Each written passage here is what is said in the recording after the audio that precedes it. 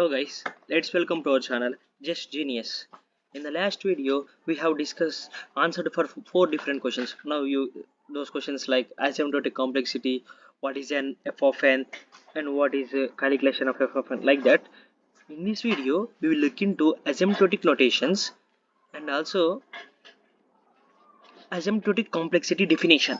The main definition of asymptotic complexity can be defined in this tutorial with example and also growth of f of n. I will discuss once again the growth of f of n. You can see. Let us start our video now.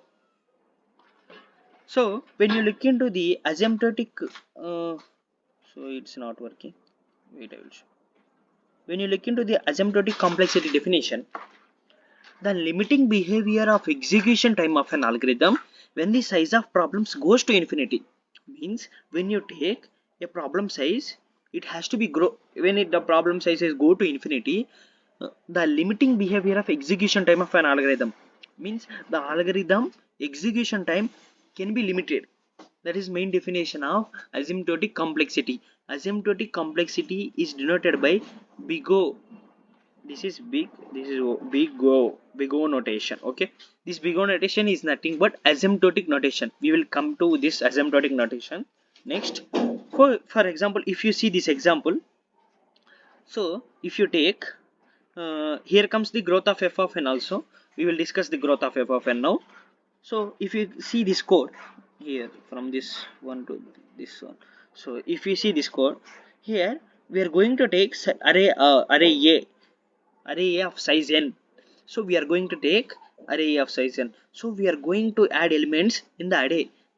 So final output what will get, sum of all elements in array A, means sum of all numbers in array A. Finally we get this output if you see that code. So if you see this question, how should we analyze this algorithm's performance? I will clarify you what is this. So if you take algorithm 1 and algorithm 2, how would you compare two algorithms? So which can perform better? So it is depends upon the time complexity only. So suppose a algorithm 1 takes less time, whereas algorithm 2 takes more time for same program same program means same input. Okay, same input, here also same input, so it takes more amount of time. Which algorithm is best? Algorithm consuming less amount of time is best than algorithm consuming more amount of time. This is how do we compare two algorithms.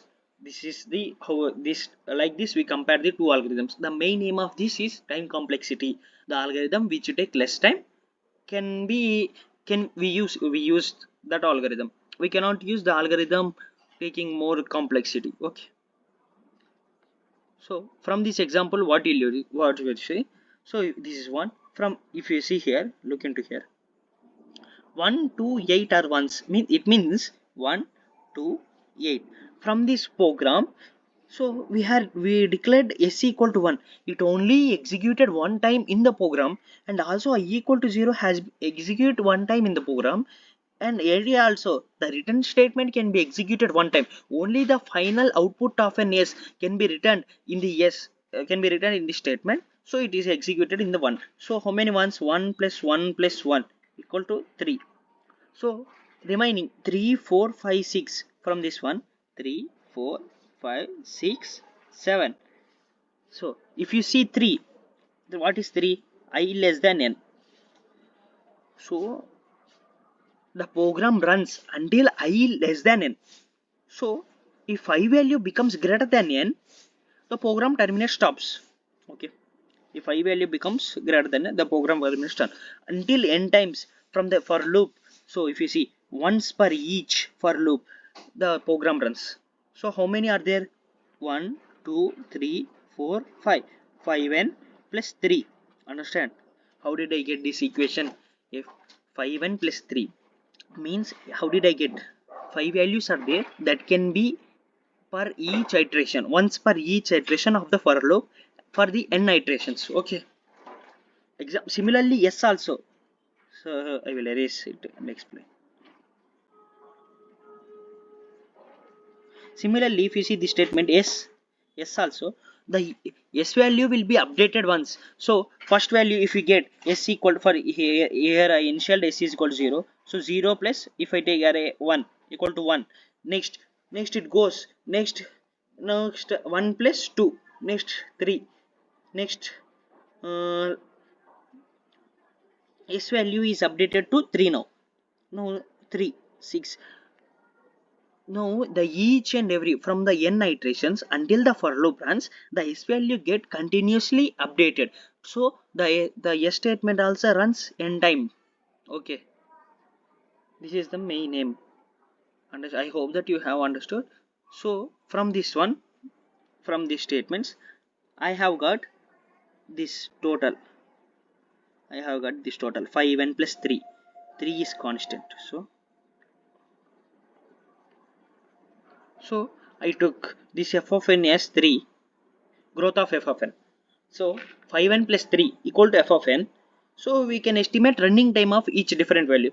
I told you in the previous video we can calculate how do we calculate percentage of runtime.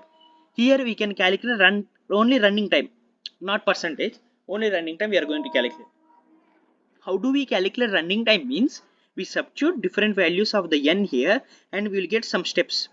So if you see, with increasing the value of n and this number of steps also increases, that means linear proposition to n, so growth of f of n also increases. So what dominates in the previous example means f of n equals to 5n plus 3. From this example, what dominates means if you see 3 and 5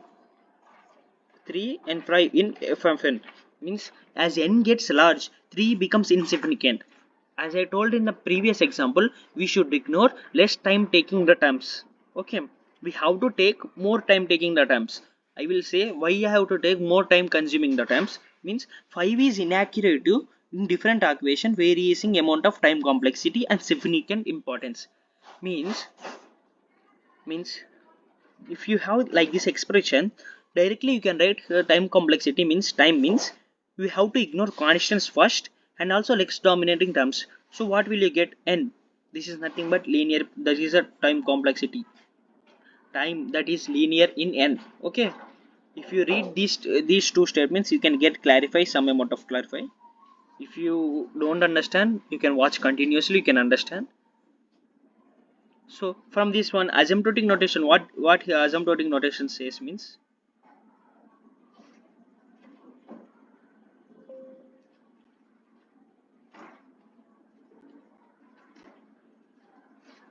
from this one asymptotic complexity, what is as n gets large, concentrate on the highest order term. I told you drop lower order terms. I told drop lower order terms, not constant coefficient also. I told you have to drop constants and also constant coefficients. Okay, then f of n plus 3 time bound is said to be grow asymptotically. So this is very important point.